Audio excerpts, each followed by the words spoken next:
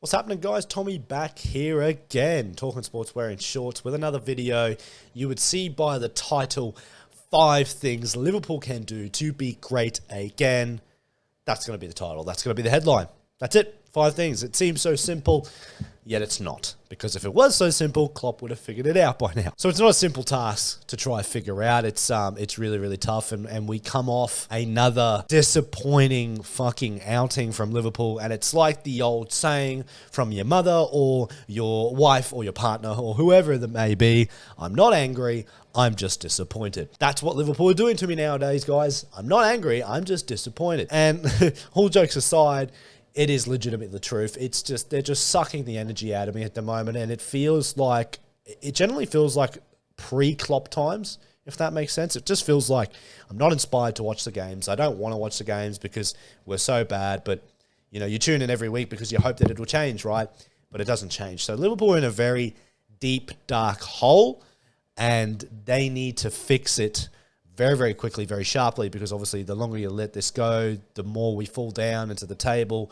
And if we don't finish in Europe, and we don't finish in the Champions League spots, which looks very, very unlikely anyway, but the longer you let that go, in other words, multiple years go on, then it's hard to attract players again. It's hard to attract players, and it's hard to bring in what you need to ultimately take you back up to the top.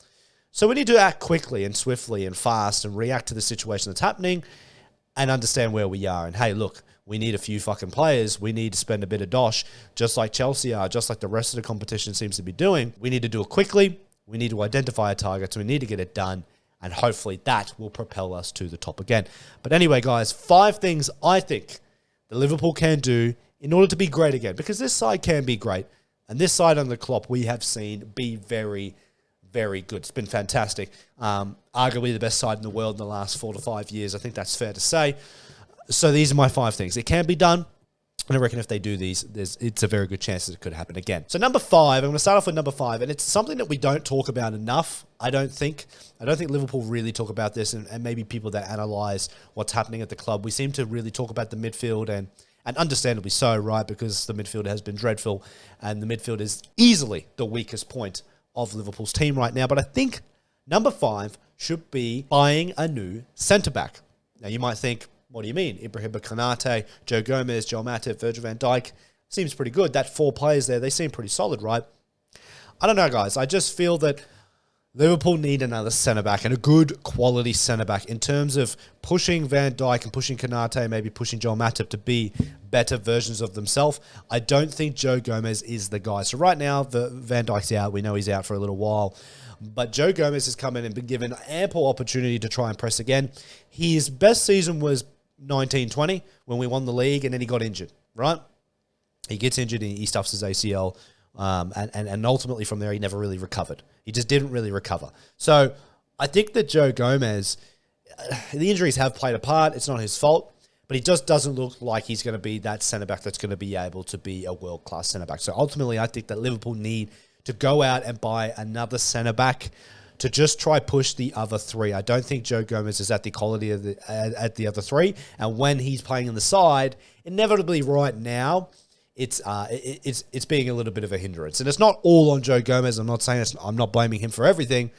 But right now, he's probably our weakest centre-back. And ultimately, I think he's been given enough chances and enough time that he should probably move on. So number 4, moving on to number 4. This is a unique take, but I think everybody knows and everybody can see what I'm talking about.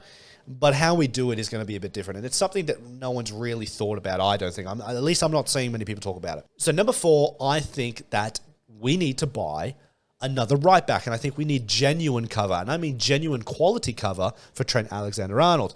Trent Alexander-Arnold going forward is fantastic. I'm not even going to debate that. I think he's the best attacking right back in the league and arguably in the world, right? And that's fair. But we all know his problems defensively. Defensively, he lets himself down. Now, is that systematic? Is that how Klopp likes to play him? Maybe. But ultimately, I've seen him in one-on-one situations at times, and he gets burnt. Now, I love Trent. I think I would have him in the side more often than I wouldn't, okay? But I do feel that I do feel that Liverpool should go out and try and get some genuine cover for Trent. A genuine right back who's going to push him, who's going to challenge him, who's going to make him look over his shoulder every single week and go, damn, I need to perform because I'll be out of the side because he's right on my heels. Well, we have Ramsey, but he's a young prospect. He's not really pushing Trent every single week. So I think that we need another genuine, solid right back to push Trent Alexander-Arnold to get the best out of him. I think that that's what Liverpool should do, number 4. Number 3. Now, this one is very, very clear and evident, and I think that we can all notice this. And look, we've talked about it a lot, and it's Mo Salah. And unlocking Mo Salah again, trying to find the best out of Mo. Because ultimately this year, he has not been the guy that he once was. And look, he sets the bar so high, his standards are so high. You know, it's a bit like that Messi, right? That Messi, where Messi sets the bar so high, if he doesn't score 50 goals a year, then Messi's underperforming, right? He's having a bad year. So that's kind of a little bit Mo Salah, that's what he's doing. He set his bar so high, his standards so high, that ultimately if he doesn't hit it, then people are going to think he's playing crap. Now, I don't think he's playing terrible, but I do think that Liverpool need to find a way to get the best out of him. And I don't think that they are doing the best at doing that right now. I think that Liverpool are playing in a certain way that kind of hinders Mo. Mo's playing very wide. He's playing right on the touchline. And now, in years gone by with Mane and Firmino, Mane and Salah played very direct and they played very narrow. They drifted inside when Firmino would come deep and they ran in behind, right? That's how we used to play, and that's how we got our goals. For whatever reason, and this may be coincidental because Mane's left, or maybe because Firmino doesn't play as much football anymore. But for whatever reason, Klopp has changed that, and Mane and Salah, is right on the touchline. He's trying to get in behind the right back or the left back on the touchline. He's not drifting in anymore. And I think that that just kind of hinders Mo's ability. He's very rapid, he's quick, he's nippy, he loves getting behind, he's a predator in front of goal. And I think he's never been like a great one-on-one, skillful attacking player to beat players, right? In a one-on-one situation. That's not Mo. Mo is get the ball in behind, I'll beat you with pace. That's Mo. We all know that. And then he scores and he finishes. And Liverpool aren't really doing that this year. They're kind of playing the ball to his feet and then he's got to try and make something happen. He's never been that.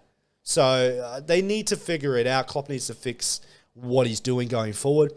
And hopefully with Diaz and Jota returning, maybe that can unlock Mo again and maybe he can play in a different situation. But that's number 3. Number 2, and I think this is very, very important. We all know that Klopp is not been given the funds to really rejuvenate and replenish the side and replenish the players in the side that need to go. We know that Klopp needs lots of money. He needs hundreds of millions. If we're being honest, we need hundreds of millions to really reinvest again. So number 2 is backing Klopp and giving him the funds. Now, whether that's going to happen, that remains to be seen. Are we going to sell the club? Is FSG going to sell a minority stake and then invest? Nobody really knows what the situation is happening right now. And so I'm going to leave it like this.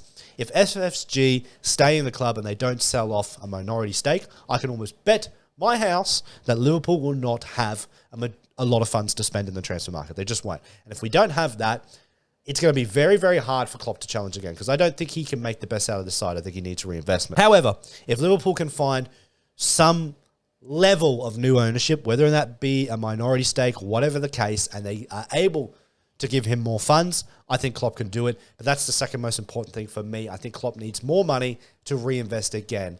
I know that we signed Cody Gakpo in January, and it's probably a confusing signing if you really think of it and where we needed to strengthen again. It's a little bit strange, but I don't think Liverpool wanted to miss out on an opportunity to get a young up-and-player superstar that they think is Cody Gakpo, and they didn't want Man United to get him. So I think that's why they pulled the trigger, so to speak. But Klopp needs more money, more investment. That's what he needs, number 2. And number 1, I'm just going to wrap this up, guys.